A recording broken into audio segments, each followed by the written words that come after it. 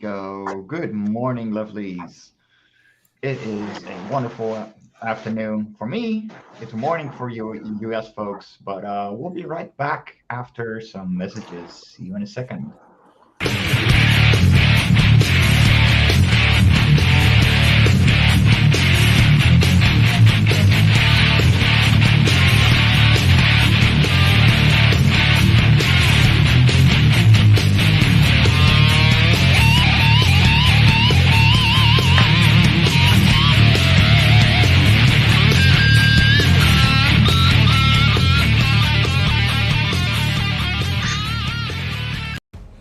Raven returns to Kickstarter in its first trade paperback, collecting issues 1 through 4 in one full-color volume.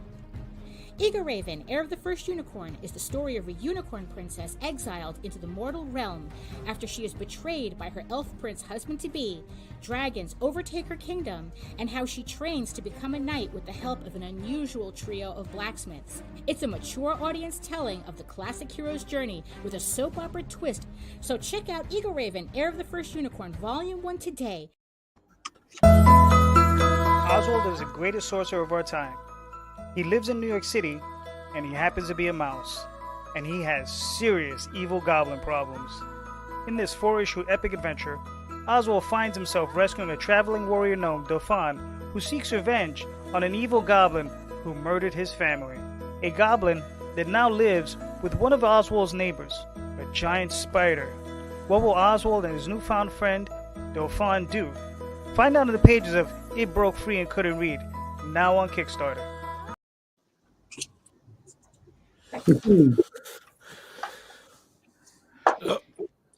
We lost somebody. Uh-oh. We lost someone. Already? Marv. Where are you alive? We lost Marv. We lost Marv. We're an artist down. Artist down. Benny! Hey, We're Oscar Mike. pencils. We actually have both of those on screen right now.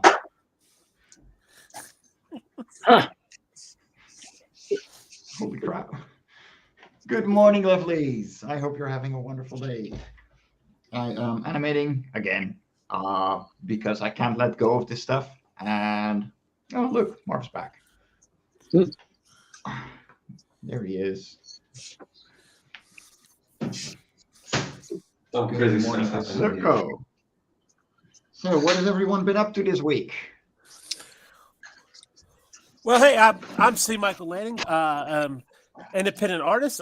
Before you see me here, I'm working on still working on the same cover. I've been working on it for a couple of weeks, going to ink for Chad Perkins of Shots with Comics comic book coming up called Legend of Sparkle Dog. Don't say ow. So hopefully I'll finish that up today. Maybe color it this week. We'll see. How about you, John? Well, I've just gotten through to the finished the first week of Bloodwing Angel Chronicle Kickstarter, and we're funded, and we're in good shape.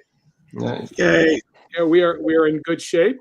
I'm almost finished with the coloring of the book, and the next thing I have to do is the wraparound. Which is an alternative, I'll say a variant cover for the book.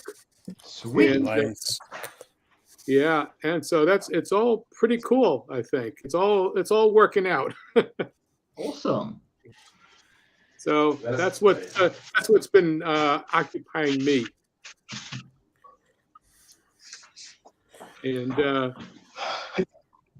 good. So, Marv, we were talking about your NSFW before for the start of the broadcast, buddy. What are you working on? I'm working on something that I started a couple of months ago and I haven't finished. This is Uriel, the character that's going to be introduced in this mini-series that I'm doing for the Sin Killer. And this will be for my next campaign, one of the drawings that I'll be selling. The this week I've been working overtime as always, but on my free time I've been taking care of knowing better about paneling, and I started to read Hellboy, and I found some stuff online about EC Comics, and I want to make some from the next chapter. Before I started, I want to put some very cool panels. So this has been my week, trying to improve my technique and improve my the way that I want to tell a story in a page. Oh, yeah. Cool. Always learning. Yeah, it never ends. It never ends. Nope. Isn't that right, Rodney? Mhm. That's right. School's in session every day. I've been spending my week doing sketch cards. We have the Cincinnati Comic Expo coming up next weekend, so we have depleted our inventory of sketch cards at the last couple of shows. So I'm replenishing the stock with new cards. So I've been doing that, and I've been working on getting together character descriptions and references for our new book that's getting ready to go into production. Oh, Yes, we'll more on that later. oh, okay. little tease You there with your for you. secret? Yes. All right. So Keep yeah, your secrets. I don't know how much of a secret it is, but can we talk about it?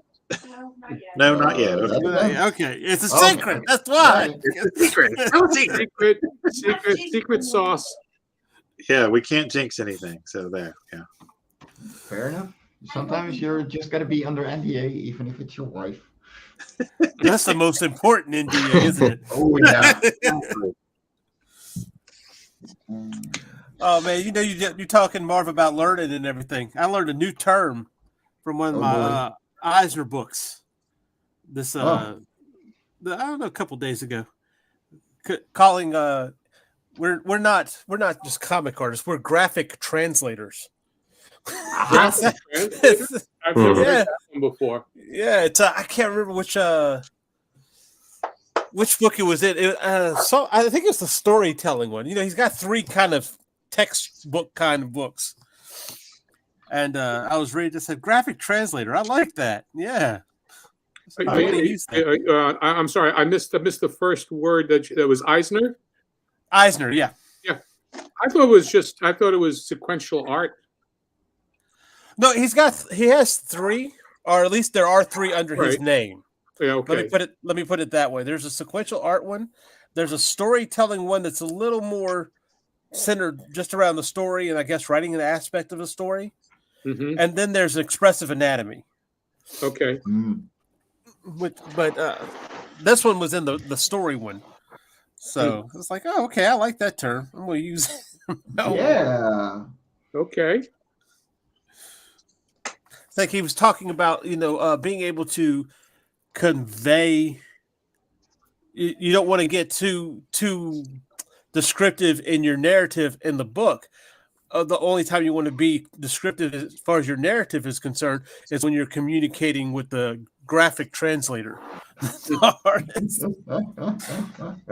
I said, now that kind of sounds like you're out there translating naughty words in a foreign language or something. Yeah.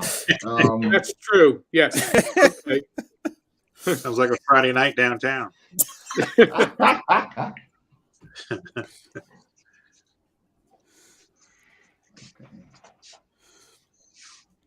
But those books those books are pretty pretty handy. They come in pretty handy. Yeah, they're nice. Oh yeah, I have a whole number of. One of the things that's really cool is the his interview book. See, I just learned about that from Randy and Glenn's show the other day on Comics by Night. Okay. I did not realize that he had was Shop Talk.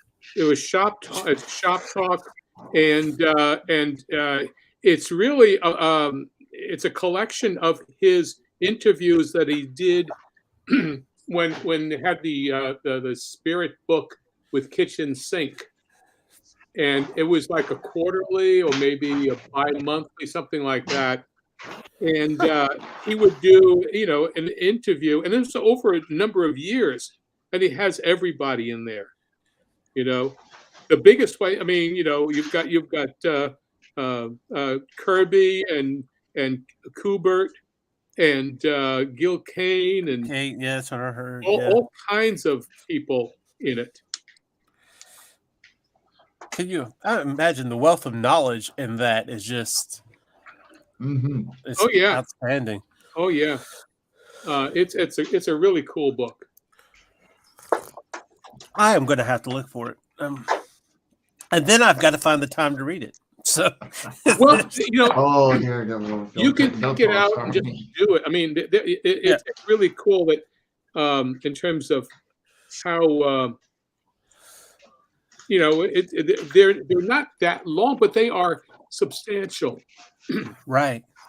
The books, the story. I mean, I think the average is about 20 pages, 20 to 30 page book. In terms of how much in depth they go, and there's artwork and all kinds of good, cool stuff. Nice. Yes, I have to definitely check it out.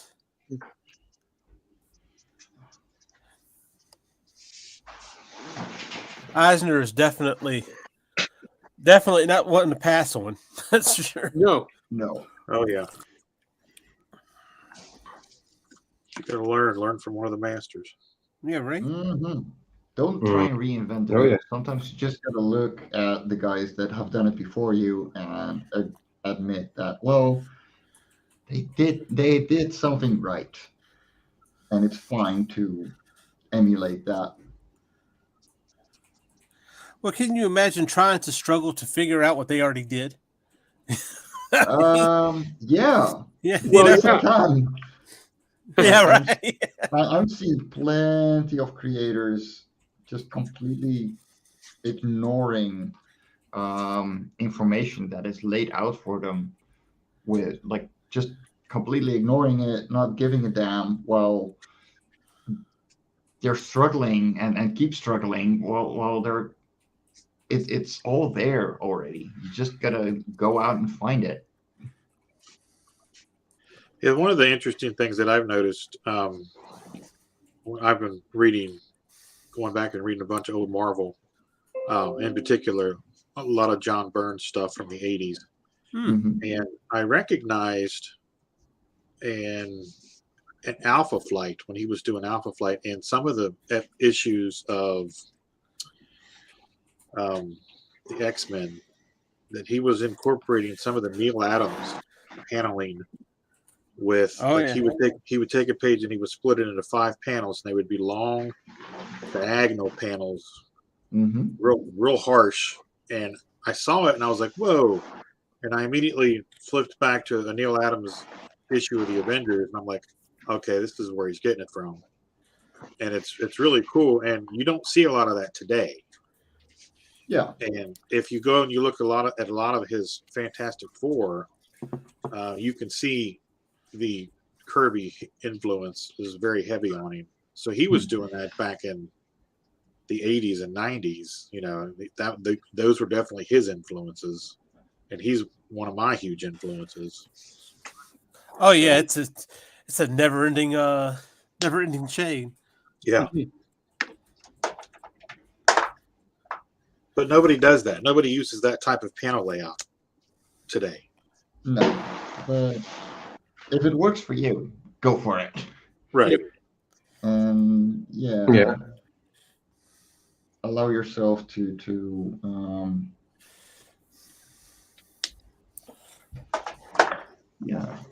be inspired, I guess. Yeah, I don't know. My head is fuzzy today. But, a lot of it, and when you deal with paneling, okay, you were talking about, I was looking at Buscema earlier, actually, and some of his stuff. Now, his panels were pretty standard, square, but what he did inside those panels was pretty remarkable. And of course, I'm sure if you have what's the book? How to Draw Comics the Marvel Way. Mhm. You've seen it. Yeah, So he it's does kinda- a lot of. I'm sorry. Go ahead. No, go ahead. No, I was going to say he does a lot of camera tilting within the panels, yeah. which I think is cool. It's like the Wallywood panels we've talked about before. The 22 panels. 22 panels that will work. I've got it hanging right here. Oh yeah. Yeah. Yeah. And they do too. I can't tell you. There's a Go ahead, Marv. sorry. No, go ahead. There's a great channel about comics. There's a great channel on YouTube about comics called Strip Panel Naked. I don't know if you know that channel. I've learned a lot with that. I don't know if you know that channel is about everything that you need to know about comics, and they talk about literally everything from dialogue and how the old masters used to do their stuff. So if you don't know that channel, I suggest you to check that out, because I've learned a lot. Actually, I've What's it learned a called lot. again? What's it Strip called Panel again? Naked. Street Panel Naked. Strip Panel Naked. Strip Yes. Panel Naked. Fantastic. Okay. Yes. Let's check it out. Yeah. Fantastic.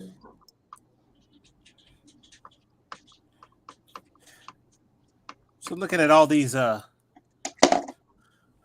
messing around with all these buildings, there's a guy that does. You always hear, you got your 2-point perspective, your 1-point perspective, your 3-point perspective, and there's a 4 and a 5, and I'm not even about to get into any of that. You don't really need more than 3, honestly. Not really. You really don't. Well, I'm okay with one. I really sometimes and I've always had this struggle with directors when I would do animation, like some storyboards, and they would say, okay, we need to have more dynamic stuff here, but it's not story. It sometimes they're not telling the story; they're just showing the camera angles. Right. I am seeing a lot of that in modern cinema. Yeah.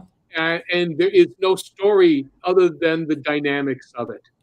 Yeah. And whenever you push the envelope, at some point you push it so much that you just can't. You have to keep pushing it because you can't. You're not going to. You're going for the thrill, and not the story, and not the character development. You can tell if something is really boring if you have to have really a lot of dynamic angles. Yeah. In the same sequence, in same scene, shifting, just because you need to grab somebody's attention. So, It's funny though. Like, one of the big things that is considered quality comic creation is being able to make someone grabbing a cup of coffee dynamic. oh yeah, On the other hand, like, you don't always have to make things dynamic. If you want a quiet moment, make it quiet. Right. And like, that is one of the things that actually really irked me watching The Hobbit, and it has since I first saw it. There is a scene where one of the dwarves is running, right? They're not doing anything. You can see it is sped up. The camera is moving wildly, following the character. And it just feels boring. It's literally a character running. You don't see anything of the set. You don't see any of their movements because it's blurry and it's bad and it's very bad cinematography. And it's just filler. And half the fight scenes in The Hobbit really are just filler. I mean, Oh yes, yes. literally the third movie is a filler, but you know. Yeah, I have to agree with you on that, and I'm going to irk people here, and I'm sorry, but after how many dramatic battle scenes can you have before it's just Same old. Yeah. Yeah. No, exactly. Yeah. I mean, It's kind of like and using that's an the thing that exclamation point. I see so much of is, you know, and it is just basically filler. Yeah. No, I wasn't wild about it. It's at all. I know, but I liked Lord of the Rings. Yeah. Hobbit just felt like a movie done by somebody who didn't really want to do it. The problem with The Hobbit was Mhm. that it was a cash grab. Like, it was nothing but a cash grab. The only reason they made a book that was like 150 pages long into 3 separate movies is because they wanted money. Nothing Yeah. more, nothing less.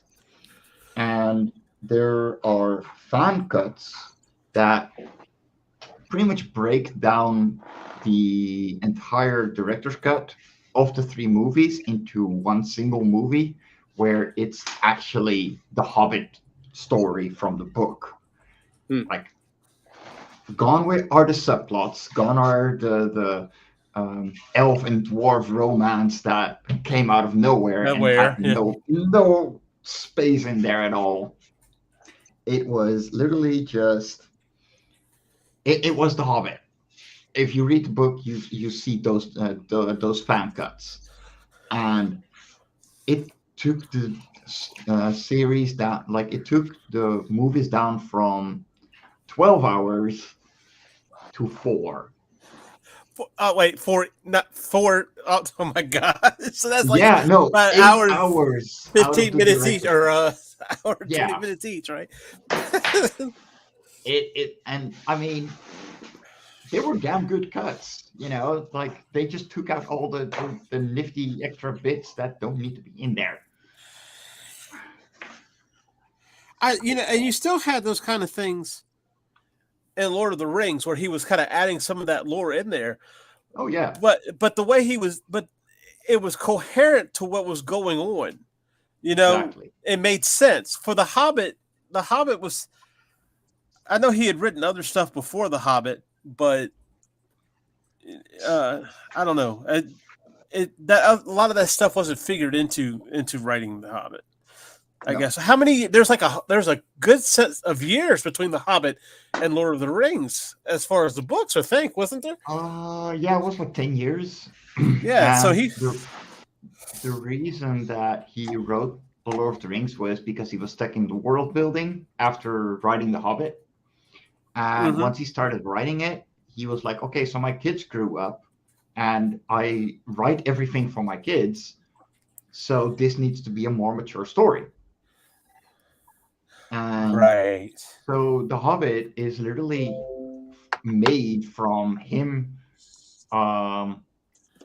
continuing the story, and Christopher, his son, going, yeah, well, yesterday you said it was this. And, now you made it into a different detail. To which he replied, okay, fine, I'll write it down. And we got one of the best children's books ever made. I'll be honest, and like John said, this might be a bit controversial, but I never could make it through The Hobbit. You're not the only one. Now, The Lord of the Rings, I actually made it through The Lord of the Rings. I actually enjoyed it a couple of times, but I don't know if maybe he matured as a writer. Maybe I'm not sure. Oh, yeah, of course. He was a journalist, so his writing just got better as he went. Gotta admit, The Lord of the Rings and both The Hobbit are a slag. Holy crap, they are such a drag to get through. I mean, I cannot hear and low for the rest of my life. Okay.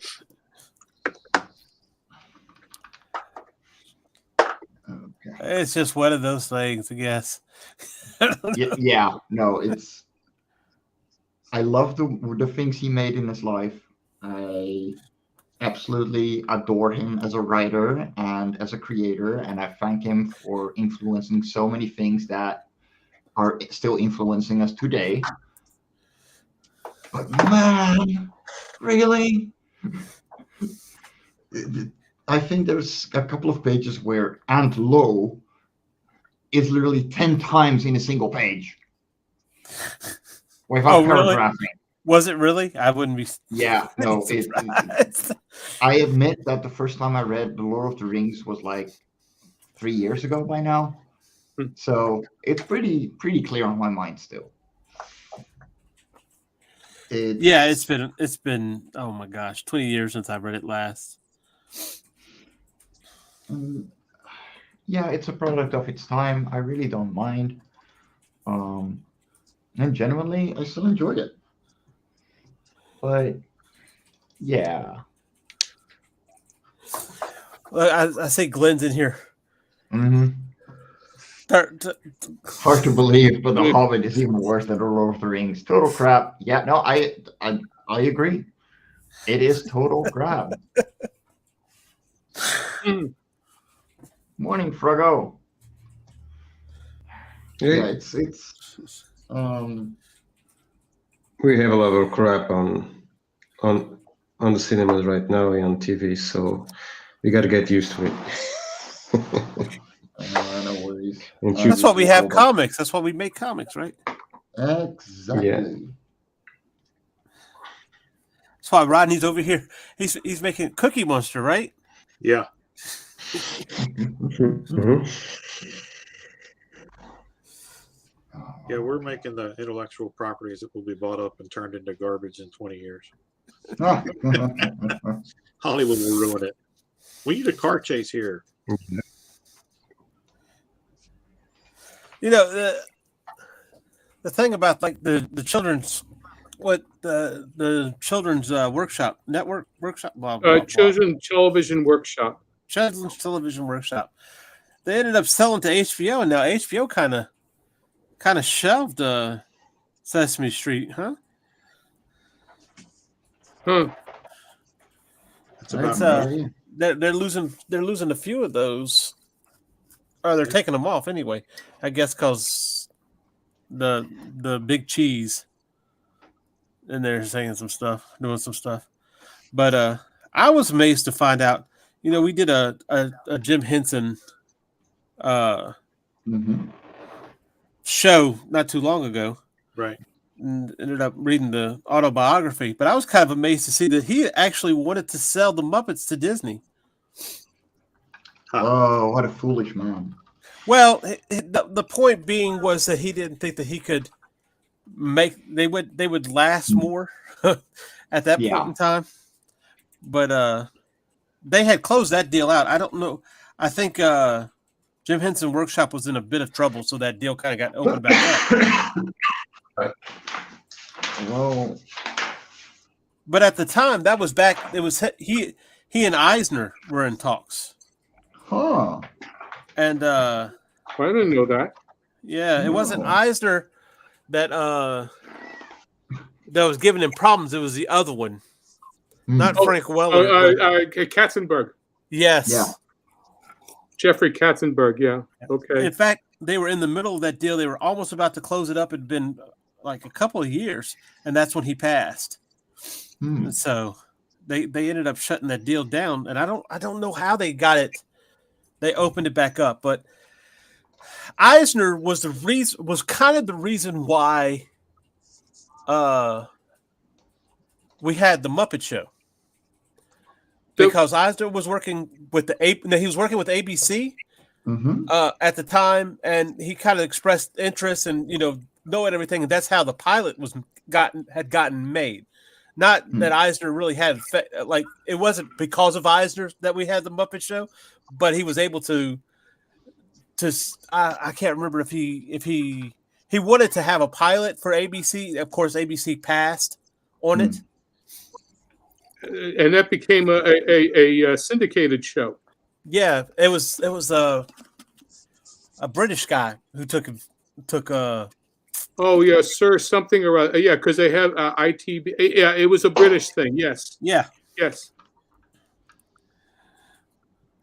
But Eisner was willing to. Eisner was willing to take a chance on him years beforehand, and nobody else saw the Muppets, you know.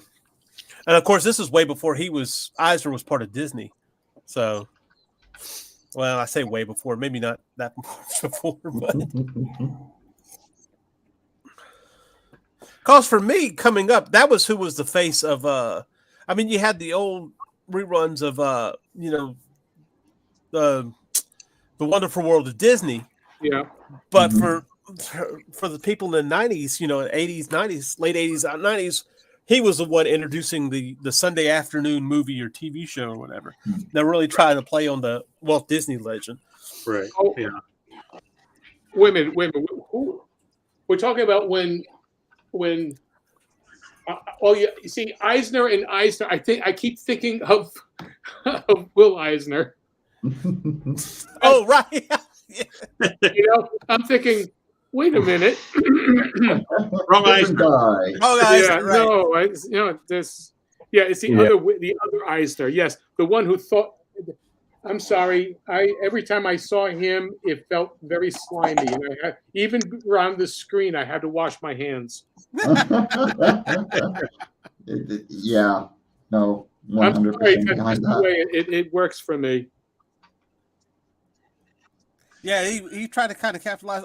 Really, what was keeping Disney, from what I understand at that time, this I don't know the eras of Disney.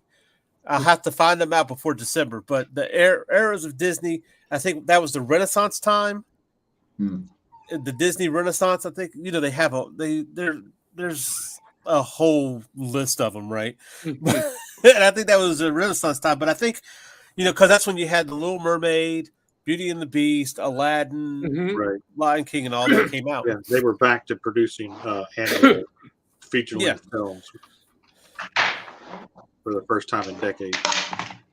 And somehow Oliver and Company, which was only a year before Little Mermaid, doesn't count. I get that. Yeah, but you never hear anybody talk about that one. No. I remember I liked it when I was a kid, but there's like one song in it I think that was pretty good. Other than that, I think you have to be a Billy Joel fan. Well, yeah, I like the Billy Oh, that's Joel. where it goes wrong. Oh no, I like Billy Joel. Oh, he's all right. He is what he is. That's all Pretty much. But that's what I think about any creator or artist or whatever. Yeah, but I think it was Frank Welker or whatever that kind of had that creativity about him because he kind of understood that. I think Eisner leaned more towards the parks and that aspect. Well, that was the guy that and he died in a helicopter accident. Yeah. That's what killed it because the animation department was on a different level, and when he died, and Katzenberg and Eisner, they had a completely different understanding or approach to to filmmaking. Mm-hmm. Like the first, here's a story, and it's well known in the animation industry. When the first time Jeff Katzenberg was looking at the rushes, the pencil tests for one of the first shows that they were doing. What was it? Doing the Great Mouse Detective, or I think that's what it was. That's highly possible. Anyway, it was before the mermaid, the Little Mermaid. Yeah. So anyway, what happened is that Katzenberg asked. He said he didn't like the way the pencil tests were going. He says, "Okay, well, do we have any shots from other angles that we can use?" And people said, well, no, we storyboarded this, and this is the way we've done it.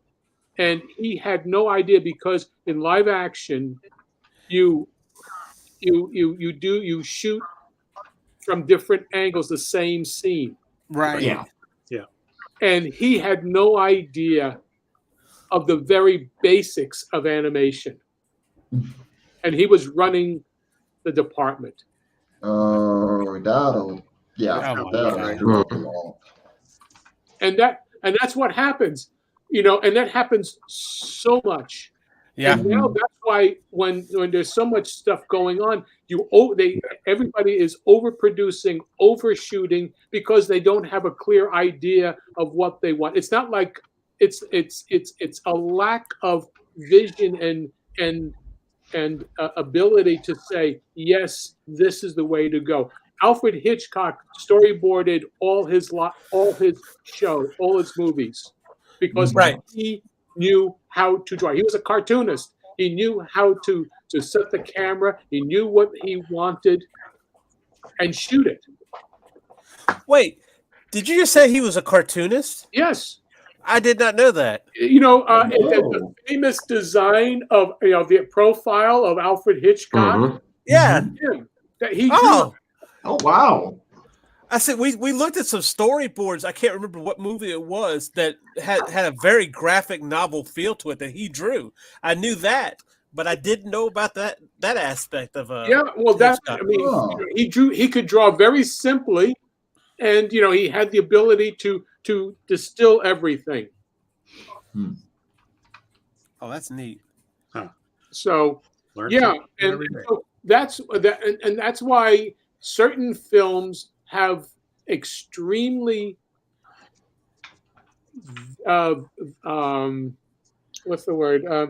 unique takes, because the person who is directing it is not having somebody looking over their shoulder and a committee, and everybody having to have their girlfriend in, or their boyfriend in, or their particular sweetheart line that they want. Right. It's all about the film. Yeah. Too many captains on board, pretty much. Yep.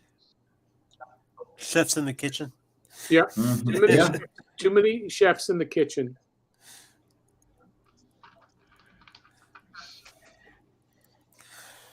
Yeah, I think that's probably what started the idea towards moving towards CGI, because you said The Great Mouse Detective, and it had used a bit of the CGI in the clock tower scene when he's going through the gears. Yeah. So that probably prompted some curiosity or. Yep. Well, they were always working towards that. The joke was that, we're going to, we really want to add something that is unique, and the ability to have the character walk across the screen and turn left and right, and just verbally give them the stage direction, without having to draw it. Oh gosh. How can we use this tool to be as lazy as possible? We have to save money and not have to pay people. Really, what it comes down to. What do you mean an artist needs to get paid? How dare you? Well, now the CGI artists start getting paid. So. And now we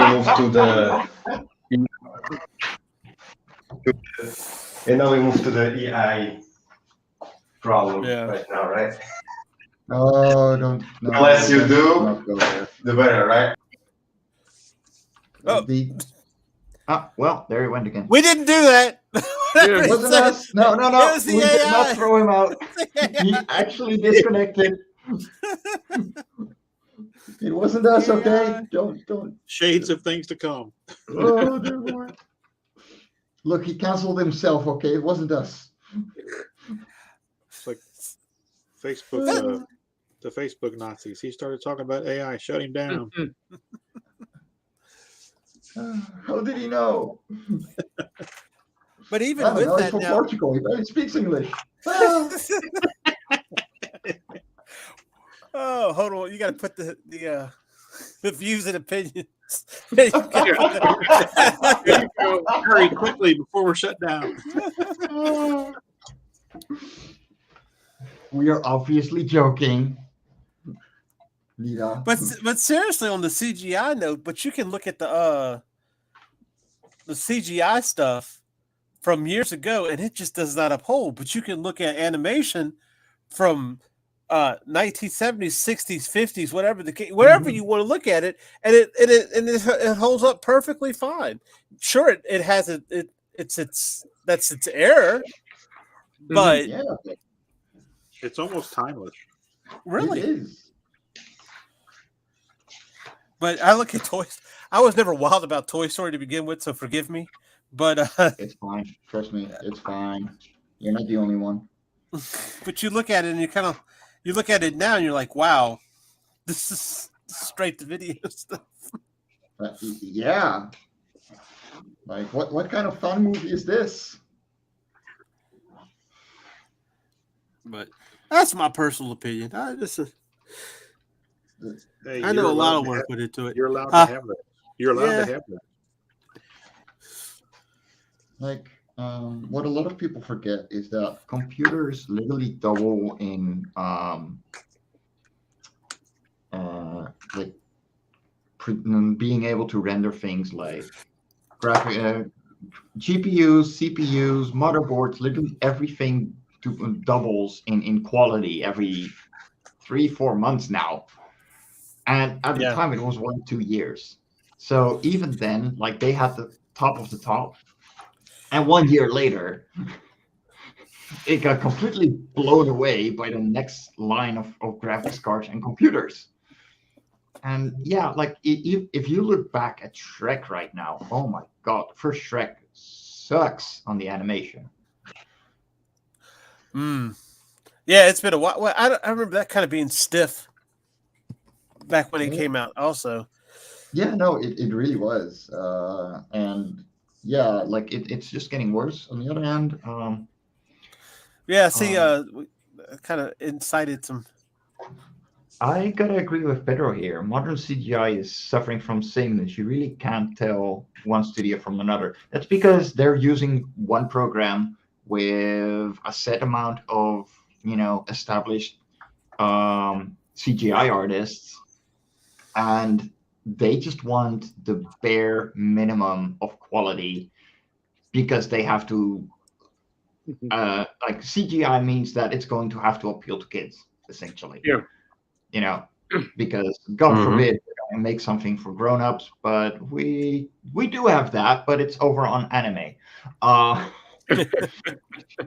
Nonetheless, by all means, like, it has to appeal to kids within the United States, and that means that they're just going for the lowest denominator, and it just has to move funny, and it has to be cartoony. And you got to have your stretching and pulling like in classic animation, because that means that it's vibrant. And then you have remakes like The Lion King, where they completely destroy that idea and the strong suits of CGI and try to make it as realistic as possible. Oh, right. Yeah, well, you missed something.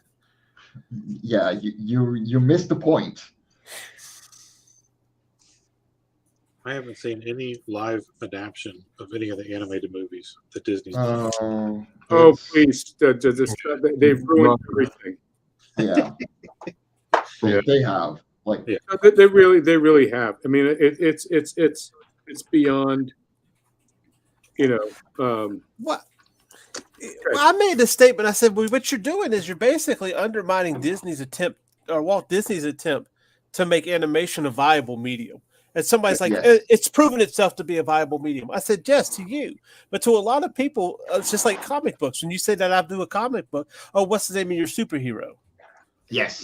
It's just, that's out there. So when you say you do these live actions, you act as if they're legit. I like Angela Lansbury's reaction when they said they were going to do Beauty and the Beast in live action. She said, well, they told that story already. Yeah. No, exactly. Like, why would you Mhm. try and reinvent the wheel and put three kids in a long coat and act like it's the same thing as the guy who already did it? Yep. Yep. I like that analogy, Mike. Yeah, that's the best I can make of it. Makes me think of the Little Rascals. Just- we are only slightly salty about modern animation. well, and no, I don't want to put, because let's say you take Into the Spider-Verse. Yeah. But the thing that made Into the Spider-Verse was they were overlapping animation and CGI. Yes. So you kind of go, So, sounds like you have a middleman. No, actually, so what they did in Into the Spider-Verse, from what I understand, is that they did go full CGI, but Right. everything was rendered in twos. So it created more of a comic book or stop motion feeling than CGI. And yeah, from what I've seen of it, like it just made it so much more like it made it feel more classical, more thought through than most things nowadays. Well, I'm wondering if this technology and this style continues. Will we be able to look back at it? Are we going to look back at it like we look back at Toy Story? Or are we going to be able to look back at it and see it as a unique stylized film? I think a little bit of both. Yeah. I think you'll be able to pick out the period that it was from. That's for sure. Yeah. Much like, architecture or anything else, or a car. Oh, true. Yeah. Oh, it's definitely dated. The moment they put a cell phone in, it's dated. So. Ooh, that puts things into perspective. Well, that makes me think. That was one of the critiques about Stephen King stuff, was that he would put stuff in there that was at that time, but the way he writes, it makes sense. But they kind of tell you in writing to kind of keep away from including a Coke can or including something that's that can be seen as dated, because it might cause the person to fall out the story or what have you. Yeah, when I was writing Roadkill Rampage, I consciously made that decision there's no cell phones. It's a classic car, so it could be any time. It could be 69 or it could be 89. It could be 2009. There's nothing digital in it. There's nothing that can indicate a time period. They're wearing jeans and t-shirts, which is timeless. Right. Yep. Right. And it's a horror story, so it could be any time, any place. And I did that intentionally for that reason. No, and that's the best way to do it. Like, and that's why a lot of fantasy is timeless as well, because they don't have those things, so you're more easily immersed. Right. Right. Well, it's either do that, you don't include anything, or pull the Tim Burton Batman thing. That they carried over to the Bruce Wayne, because you had like in Return, what was it? Batman Returns. Yeah, they're riding around in 1920s, 1930s cars, wearing fedoras and looking very classic. At the same time, he's got a CD player. Yeah. Yeah. I like that. Anachronistic. Anachronistic. Yes, thank you. I'll never. I'm glad you said it. I probably never will be able to. Anachronistic. Yes. Yes, I like that style to it. Yeah, that's always stuck with me. So,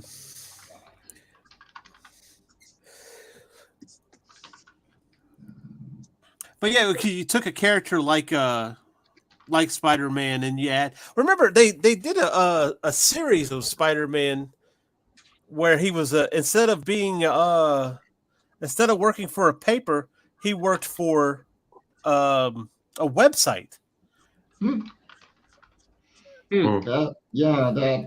makes it a bit more modern, but like working for a website is still like, that could be 20 years ago, that could be now. And Right. that just puts it anywhere from 95 to now. And that it just looks, depends on the graphics that they show on the screen. Pretty If much. they show any. Of course, this was done in CGI, so what I can tell you that. But seriously, even still with that, if he was still working at a newspaper, I don't think he would date it. Will you check the ice machine, please? I don't think he would date it because we still have papers today.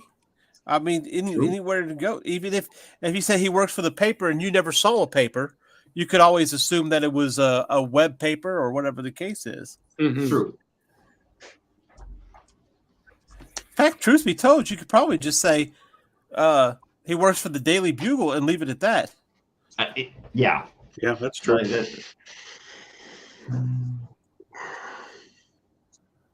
But I guess with the kiddies, it doesn't relate. I don't know. Stop! You're making me feel old already. Yeah. I know what that feels like. I'm calling everyone out, and I'm the youngest one here. You're welcome, everybody.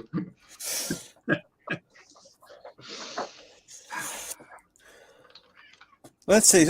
Pedro says here, we're not trying to avoid everybody in the chats, guys. We're just catching you when we can. But if you compare Shrek with Oliver and Company or Disney's Robin Hood, for example, the animation still holds today as opposed to Shrek. Absolutely. Yeah. No, exactly. Now I'm not bashing CGI really. It's just that from its inception, CG movies have concentrated their efforts in tech innovation and not the principles of animation. That's why they feel dated now. Yes, that is a very good point. Well, you remember, well, maybe you won't, Mike, but do you remember sorry, they came out with that Final Fantasy movie, which was it was all CGI. Yeah. And this was good. What was The Spirits Within, I think? Yeah, it was based on the Narnia, the Narnia series. Yeah, it came out around that time as well. It was based on Final Fantasy VII. Right. As far as I know. Yeah. But something around those lines. And we lost MarV again. But they were going to start using the CGI character that they had in there and other films as well. That's what they talked about doing. That didn't go over. Well, they have the assets, but then you got to put it in somewhere else and hope it looks the same and actually works in the setting, because CG pulls out a lot more than classic animation. What was such? They have in Japan they have a pop star. It's not real. Hatsune Miku. Yeah. And so that, so they essentially did the same thing with J-pop. So. Yeah, I mean, honestly, the gorillas could be categorized as well in that kind of way. Yeah, true. Well, the difference though is that's real voice. They're real voices. Those are real people, and I think Hatsune isn't a real one person. I think it's like a different mesh of voices and AI. Not AI, but the gorillas are two actually. So they switch. The group around every so often, except for 2D. The guy without eyes. He is only because he is He's for God. Blur. That's all I remember. Yeah, no, Yeah. yeah, exactly. Like he is the singer of Blur, and he made the Yeah. band. Okay, But yeah. other than that, they pretty much switch around constantly. Oh, okay. Okay. Okay. So I am only slightly struggling here, but I think it's working out. Let's see. I keep seeing John's stuff down here. I'm going to add it. And Oh, take a yeah. look. Sorry, Matt. Ooh, What? Oh my God. Nice. God. No, now you're going to have to explain yourself, Mr. Celestri. What do you mean? It's Boba Fett shooting. Yeah, holy crap. And we know he's shooting first. Yeah. Oh, So- yeah. He always shoots first. Now this is my old. This is almost a 20-year-old animation program. This is a Toon Boom. I've had this one particular version. It's version 4.5, and I think I got it in 29,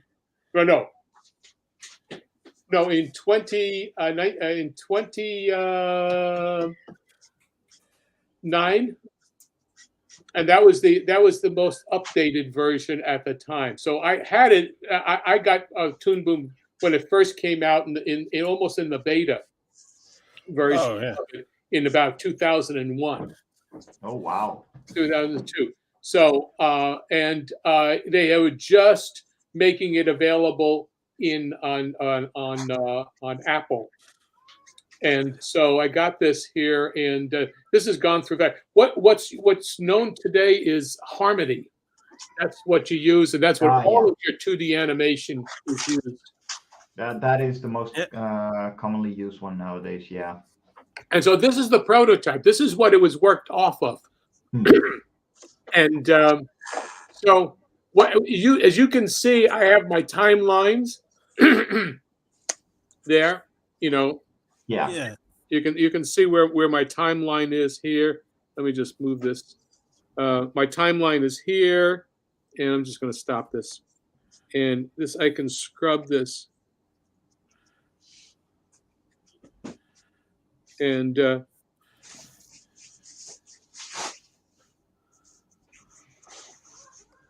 can just play around with this and add frames as I want them to, do blanks when I want them to. So anyway, and this here I could do as a loop. Again, all of these various elements, like for example, I started off using. Let me just get this off here and just, let's see. Where is it? Oh, okay. Yeah, there you go. What I did was just as a guide, basically. That's a Boba Fett sketch I did for one of the crowdfunders, campaigns, and so then I used that as a reference, as a starting point. And then I also did that as a, I'll just empty this out here. I just switched it around so I can have a basic idea of what the basic shapes would be. Yeah. And doing that. It's what we would do when you would start, your model sheets, and you would use it just so you know what the size proportions are, and you don't have to draw it completely from scratch. Yeah. But it gives you an idea of what you're doing, of where everything is. And but you don't, we're not tracing it. I'm just looking at it. Even if you were tracing it, to just have it on the paper and as a reference, because that trace is not going to be able to be put into the full animation. No. Doesn't matter how you're going to try and turn it in. No. I mean, it's the same with me using the comic Lava 5 as the storyboard for the entire animatic. Right. It doesn't translate. It's not going to be used like that. Yep. And I have the most annoying little girl squeaking at me. Yes, you do. Oh. Are you hungry? She wants her wet food. Hold on, I'm gonna take care of it because Okay. this is gonna keep going until the end of the show. Okay. Otherwise, be right back. Yeah. Well, just to give you an idea, I use I have my timeline. I have an idea. I started off with this. If you can notice down here, you can see this. Yeah. What looks like a time I have drawn out. It's called, really a chart, timing chart. Okay.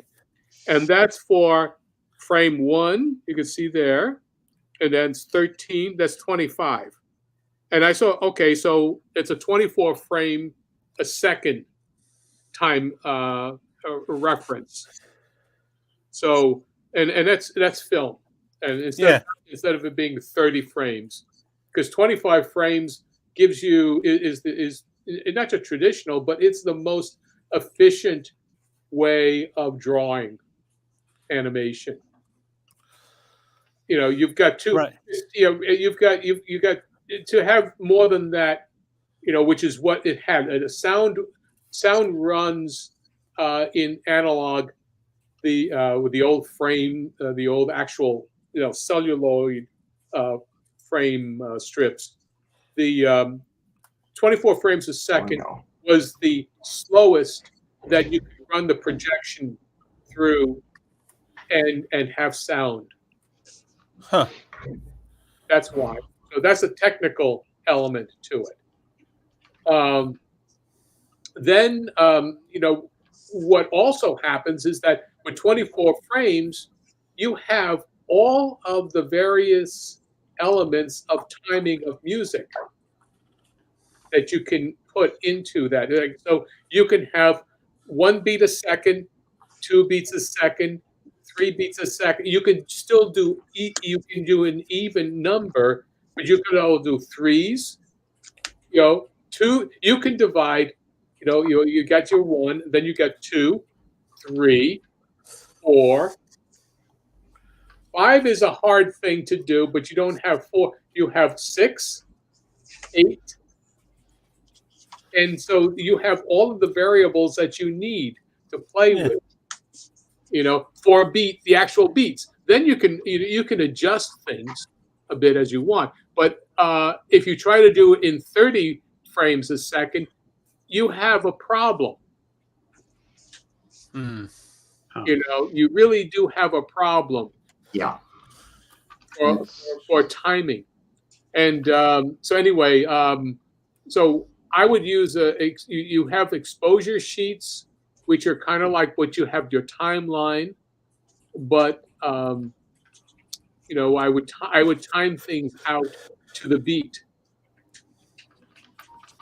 So I could say, okay, I want it at 1 beat a second, and then suddenly it'll break into 2 beats a second, then maybe 3 or 4, and so like for example, scrolling this through here.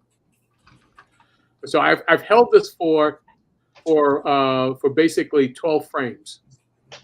Yeah.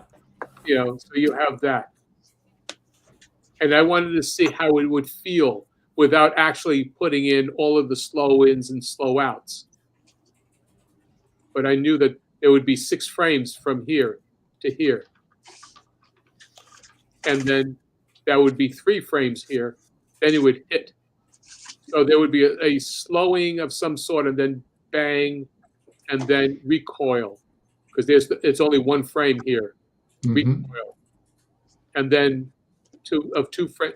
Maybe it would even be held for those 2 frames, and then bang back into there, and then it'd be a sort of a cushioning into that, and that into that. So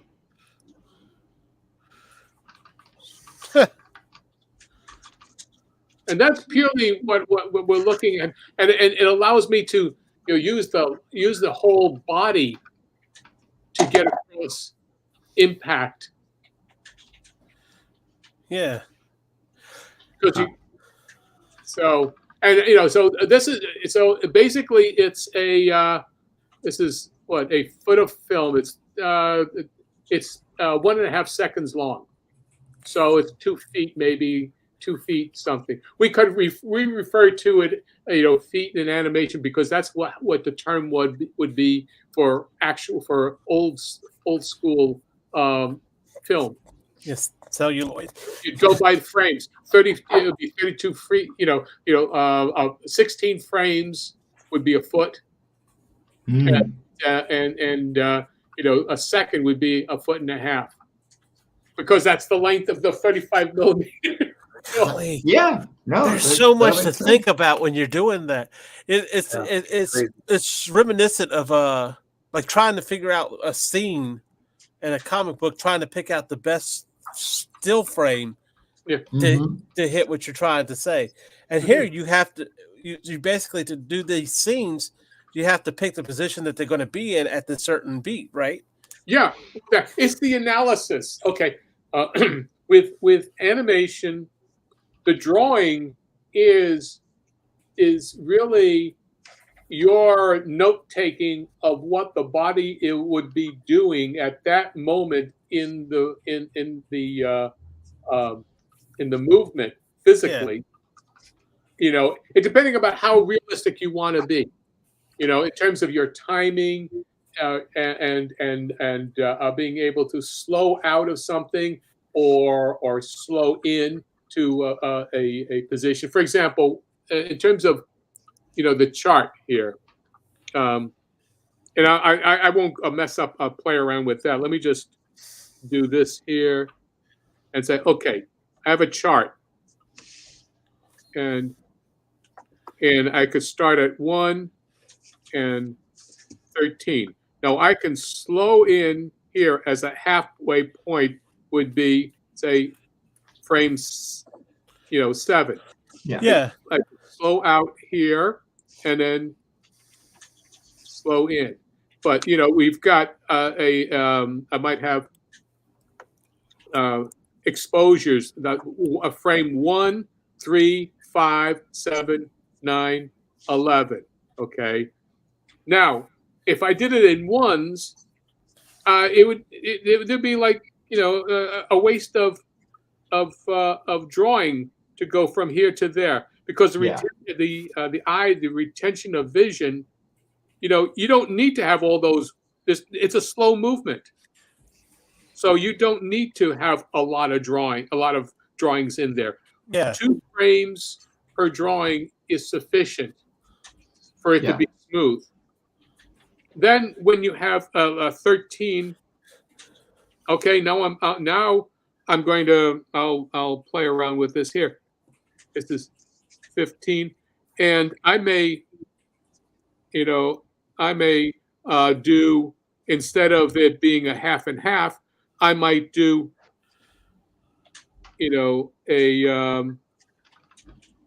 let's see, 16 here, and then I might have a hold. I actually might have a hold. I may play around with that a little bit, but there is to that, and then you're bang, okay? Yeah. And then you recoil. So you play around with the timing on this here, but at least right now, what you've got is, an actual idea of this is the rough sketch. This is your rough timing. You can finesse it. You start putting in the in-betweens, the rough in-betweens, and you can actually see what your drawing is the actual timing is going to be like. What's crazy watching this is that recoil. Yeah. That's insane. Oh, yes. That is awesome. That's the first thing I noticed was the Yeah. And that's basically it. I mean, it's not a hard thing to do. It's you gotta wrap your mind around it before you really understand it. I mean, it's been taking me a couple of weeks, but yeah. Yeah, and you become practiced with it, because, again, this is the kind of stuff that you're playing with. And now I did this here, and it's less than an hour of actual work on this. Huh. Okay, to get it to this point. But it's thinking. You know, I'm not trying to make perfect drawings. I'm not even worried about I'm looking for the elasticity, the how the arm moves. For example, here, when we do here. Okay, now you see the this arm here. You know, the left arm. Yeah. There's a fist. You see, if you how it's how this arm is It working. just moves slightly. This is going out, you know, as an anticipation. So you're clearing the hand, you know, here. Yeah. And this is kind of a little bit of a like getting ready for a wind up in a pitch. And you see how that arm now when I go around, the arm is going around. The whole body is twisting and torquing. See the shoulder here. All of that is going from the move from here to here. And then the straight here of that left arm because of the recoil there. It's all out. And that's only now. I've kept it for 2 frames because you want to feel it because it's going. Yeah. All of this is going out and it's momentarily stopping, you know, and then changing direction to come back for the recoil. And it's an easing. And then he's cushioning into that position. You know, this is all the kind of stuff that you do in a rough form without, you know, finalizing anything. And that's what an animator's job is. I think one thing that well, I don't want to say scared me, but one thing that I was always apprehensive when it came to animation was the amount of trying to draw that movement. And like, I guess I had it in my mind, like, it's like every little dot you're going, you know? Well, that's the cleanup. Yeah. You know, when you're doing cleanup, right, Mike, Jimmy? You haven't reached that point yet. Oh, you have. Yes, you have.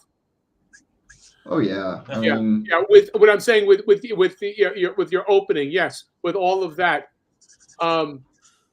it's you know, it's actually I can open up the. doing. Let me open up the intro and show the rough. Yep.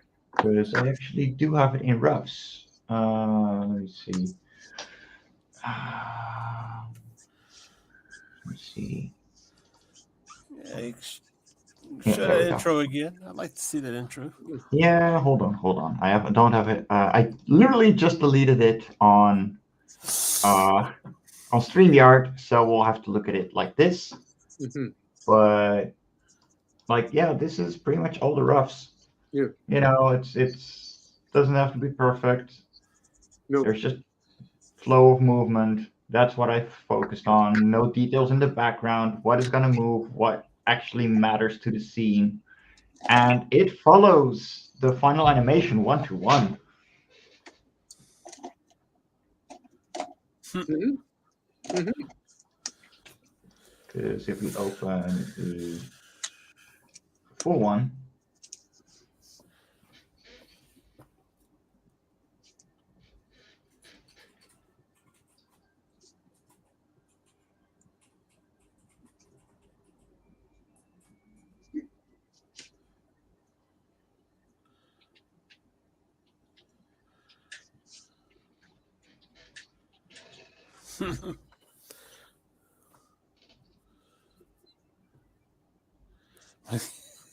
there we go.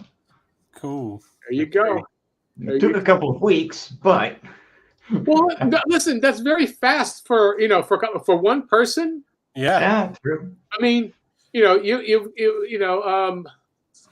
a lot. There's a lot of material that has to be, taken into account. I mean, all the factors how much time you had to do it and what have you. But it does it do the job? Is it entertaining? Is it? I mean, every scene has to be entertaining, but some scenes, I mean, what are your money shots? That's what we would call it. This would be equivalent of the splash page. You have to have for a comic book, you have to have a really good, a splash page. Yeah, I mean, especially as an intro, like you want to capture the viewer's eye. Yeah. Yeah, I think I did a decent job. Yeah. Absolutely. But yeah, I started with this in April, I think. And I pretty much finished the entire thing by June in roughs. Yes. And until then, like up until 3 weeks ago, I didn't have my pen display and it was all ready to go. And because it's pretty much just my own comic style, it's my own art style, it's coloring that is very easy for me personally. And I only flat color the characters. It could be done quickly. Yes. Well, and that's the traditional. I mean, you've got a limited number. You've got a limited number of colors that you're choosing, and as your comic book has, and is reflective of that. And but a traditional animation is full flat, and basically you have a limited number of colors because at some point you're really looking for how does the character stand out against the background. Yes. That is one of the big, and it's the staging. It's not just the coloring, it's how much clarity do you have with your characters against the background so that you're not, the characters are not going in front of elaborate backgrounds that are just confusing the hell out of the viewer.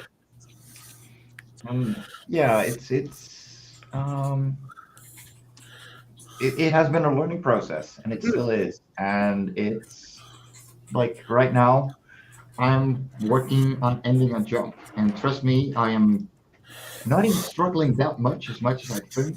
So I pretty much, let me make myself big for a second. So you got a timeline. These are cues, and I got my roughs. You know where it's gonna go, and from there you just fill it out. I have to ask you about the timeline for Clip Studio Paint because I can't figure it out. It took me a while as well, but I did figure it out. So actually, let me make myself big again. You have your layers like you would make an illustration. Right. I started off. I put in their animation, program. Instead of it being comic book, I put it in Amazon. But it's getting the frame count. Is allowing for the frames to go. How do you make the adjustment? With for the frame count. Well, for example, when I want to add a drawing. Yeah. Okay, I've got the first drawing.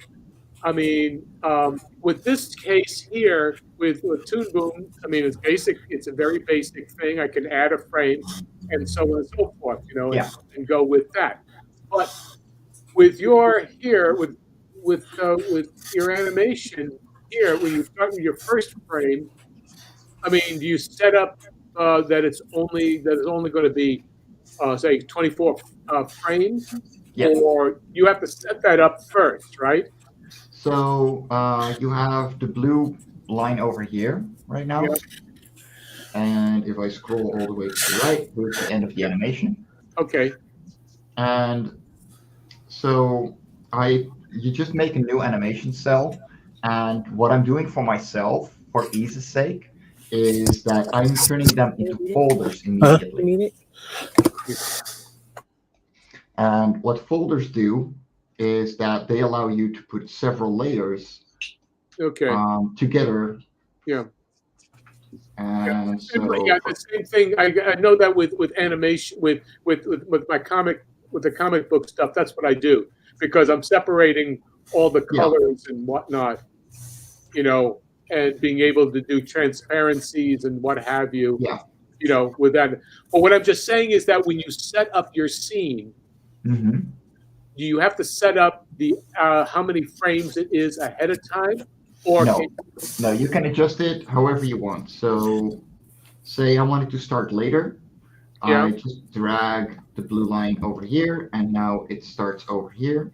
Yeah, no. What I meant is that I'm having a problem with just starting. I've got one drawing, and I'm going to add a frame, and I can't seem to be able to know where it is.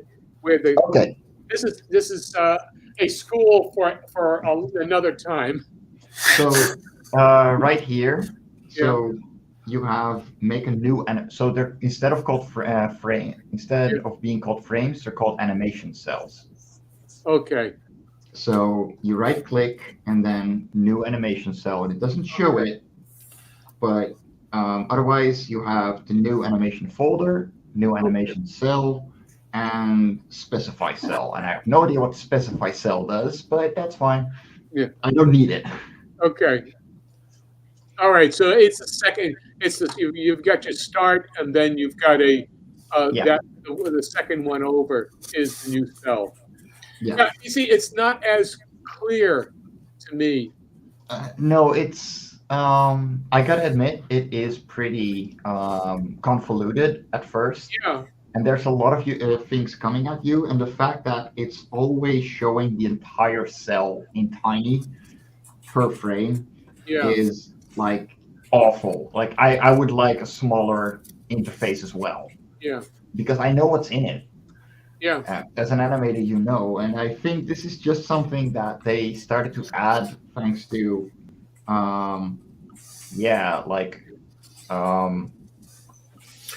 just kids being stupid. Yeah. Well, and the thing is, see, when Toon Boom started, they used basically what animation. Nelvana did one of the first.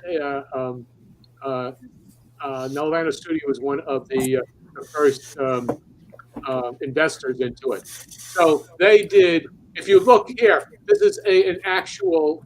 Let me open you up. Like your traditional, the field guide. Yeah. And that's what it is. I was used to the same with animating in Flash back in the day. Yeah. And it is the same system. It's just that it looks more convoluted than it needs to be. Yeah. And Pedro, I would love to jump into OpenToons, but on the other hand, I am perfectly fine with Clip Studio and its capabilities. I know it's not the best, but it works for me. Like I've been teaching myself enough to the point where I can fix every clip separately and just make one big video out of it, which I did for the full intro as well. And the fact that it just, I'm used to it, and at some point you're setting your ways and you're fine with the workflow you have. And I got so fast with this program that I don't feel like reworking something to relearn a completely new program. Right. Well, Mike, Jimmy, let me just jump in. At some point when you hit 50, you have to. You know what? Fair enough. I'm completely behind that. There's gonna come a time. I mean, but you need to be able to take what you know and use it, and that's the thing. Is the knowledge that you have has to be transferable. Yes. And that definitely is the case. Because I know I'm mainly focusing on the basics of animation. Yeah. And for now it's working in Clip Studio, and probably if this ever gets picked up properly, which it probably won't because I'm doing this for fun, yeah, it's probably gonna have to be done in OpenToons, but I will be able to say what needs to be done because that kind of knowledge transfers everywhere. Yeah. I mean, the things that you've been teaching me in the last couple of weeks are exactly what I needed, and they work anywhere. Yeah, well, there's, the knowledge is different from the tool. Yes. And the problem comes when the tool limits your use of knowledge. Oh, sure. You know, I mean, that's why when if you are limited and by the design and that physically you can't do something with it. Yeah. It becomes. I mean, even with a graphic design, when you have a model sheet, and sometimes the model sheets are terrible. Most times because they're dead. They're only talking about the construction of the puppet, or what I refer to as the model of turnaround. Okay, it's once you add the plasticity to it, and when people say, "Oh, you distorted it," you know what? The human body in motion is always in distortion in some way, shape, or form. Yes. And if you don't know how to do it and where to do it, that's where the problem is.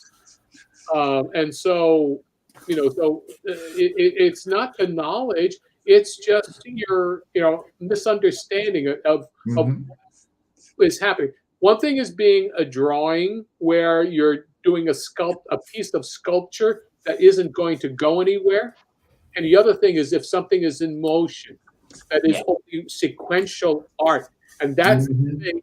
Sequential art is different from modeling. Yes. Or puppetry.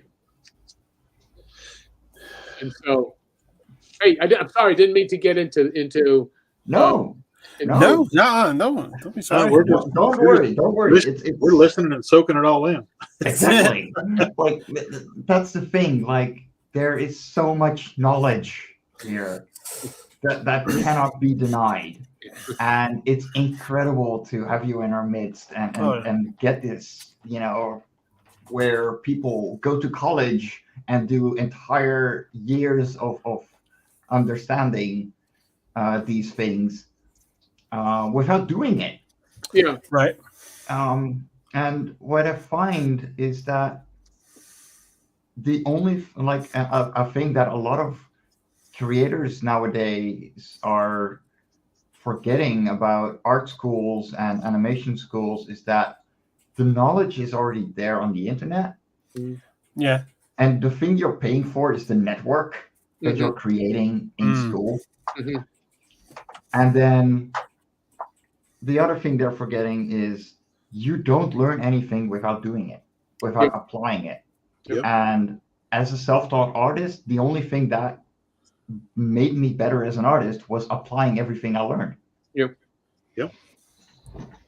Well, and that's the thing that, again, when I started, there was only 2 schools. There was Sheridan that had just started up their animation, group, and then Cal Arts or Chenard, and that was.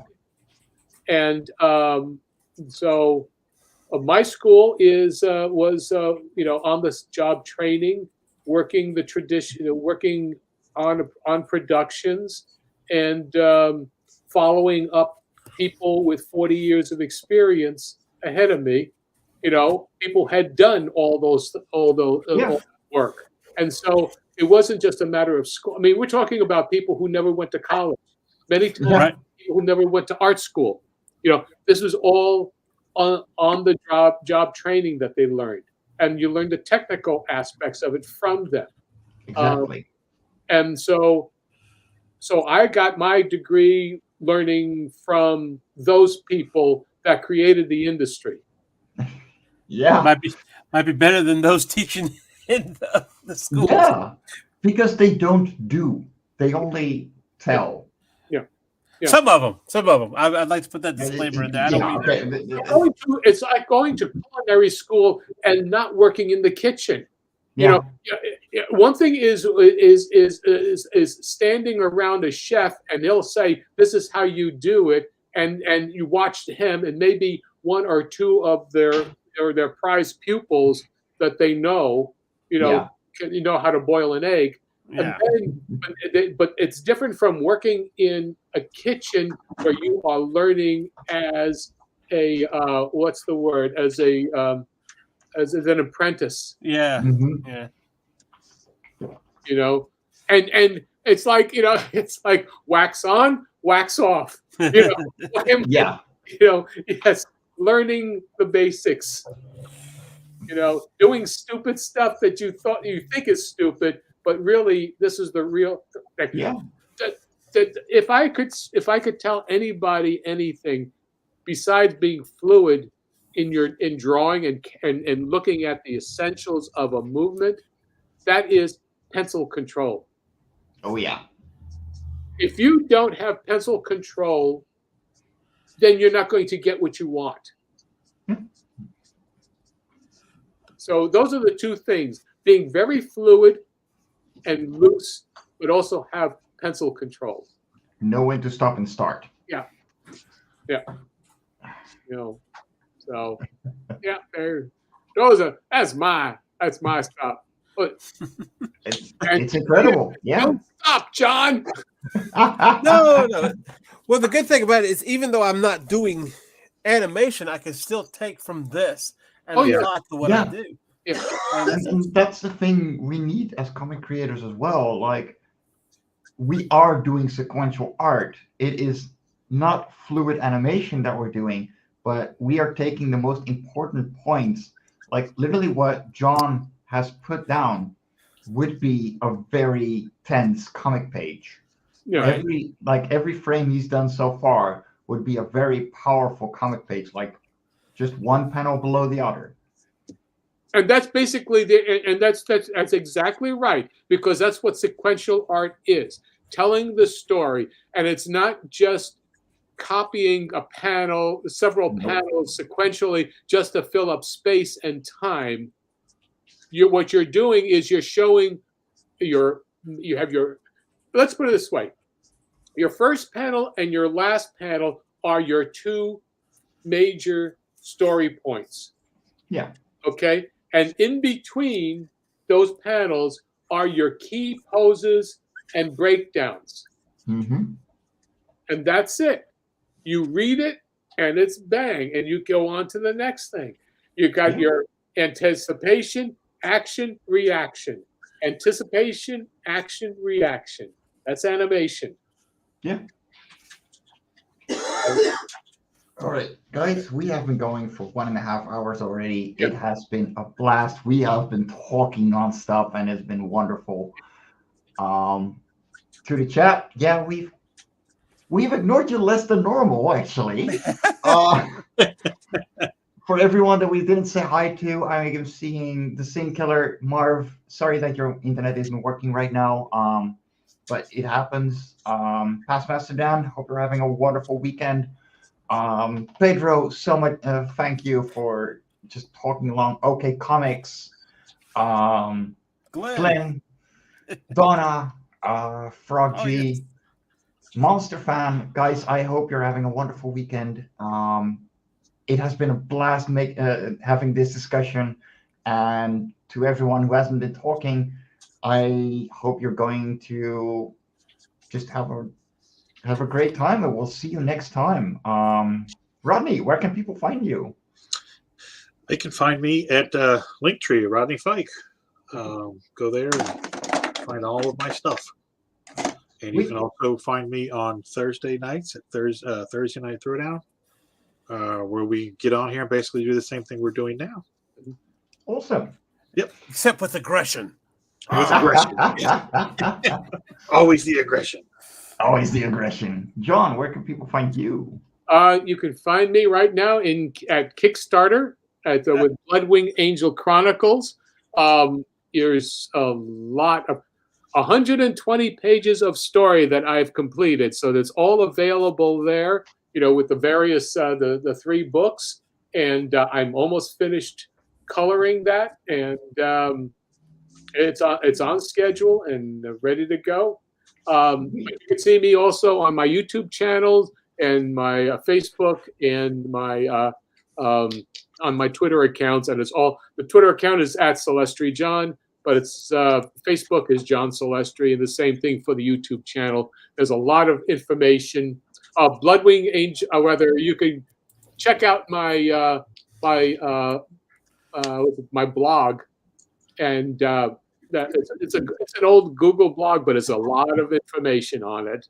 Well, there you go. Cool. Check it out. See, how about you? Me?